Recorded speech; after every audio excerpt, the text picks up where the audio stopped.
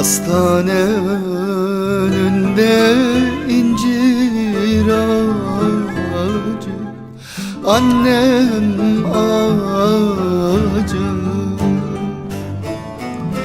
Doktor bulamadı bana ilacı, annem ilacı. Doktor bulamadı bana ilacı, annem ilacı. Baş tabip geliyor yaramdan acı, annem ayacı. Hasta düştüm yüreğime, dert oldu annem, dert oldu. Ellerin vatanı bana yurt oldu, annem yurt oldu.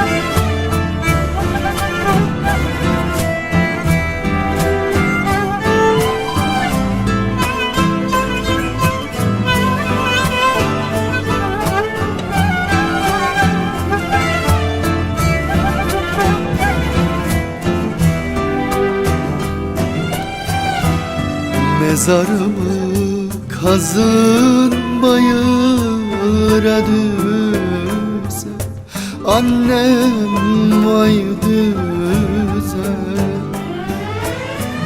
Yönünü çevirin sana dan yüze, annem vay yüze. Yönünü çevirin sana dan yüze, annem vay yüze. Benden selam söyle sevdiğinize, sevdiğinize.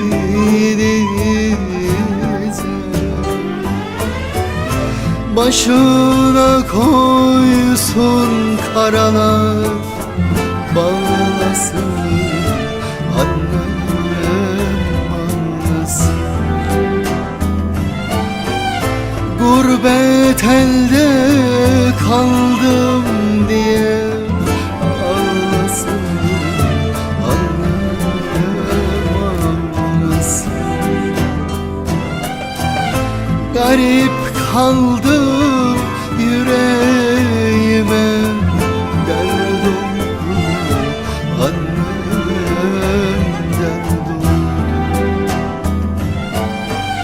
Ellerin vatanı bana